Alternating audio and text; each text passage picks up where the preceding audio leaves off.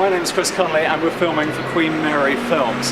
I'm here in Stratford in East London, and in a year's time, in 2012, the eyes of the world will be on Stratford as the London Olympics goes live. But after 19 days of sport, when the attention of the world's athletes moves elsewhere, the eyes of the world will continue to focus on Westfield, Stratford City, the new shopping experience for the East End of London.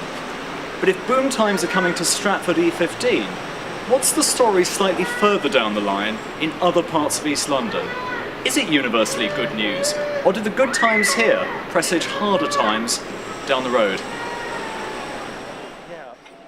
Places like Ilford, just 4 stops away by train, which even until the 1970s used the slogan, the West End in the East End, to promote its upmarket retail offer.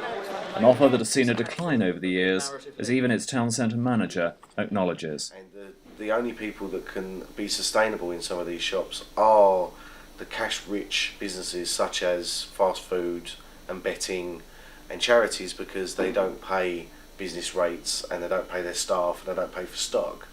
So you end up in the periphery of a town centre with these businesses that aren't necessarily the most salubrious and adding very much to the town. But if the economy has faltered in Ilford, what about its sense of community in these rather changed times? Yes, I had. That's better.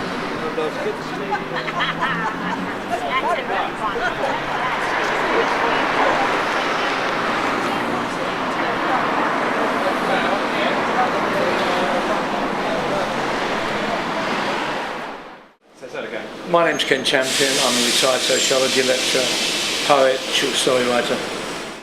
And how long have you lived in the area, Ken? Since 1962. How do you describe it? You're talking from outside. What kind of place is it?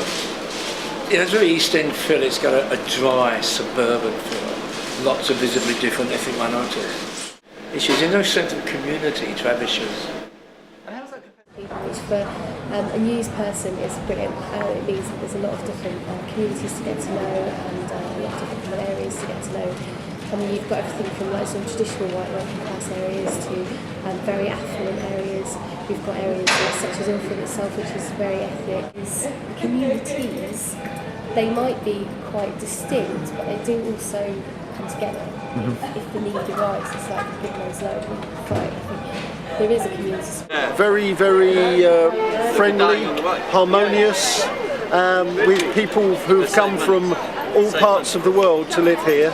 And we've got a very, very wide range of community groups and organisations. It's a very complicated place.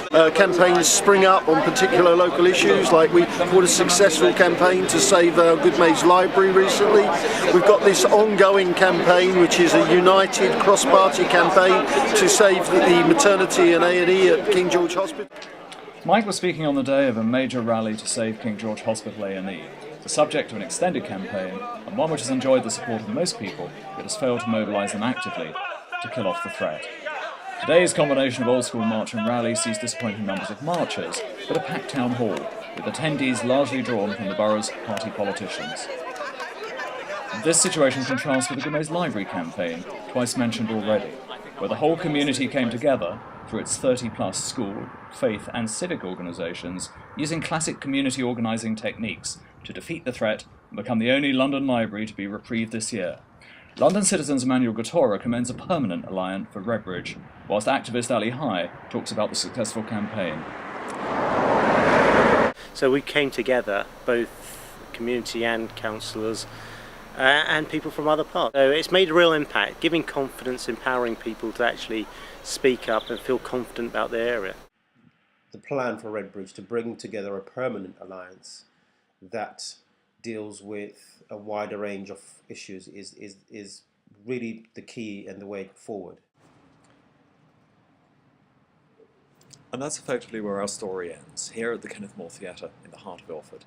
Toward the end of May, a group of faith leaders, community leaders, campaigners, people from the arts, the trade unions, are meeting to discuss the possibility of a more permanent community organisation based here in Redbridge.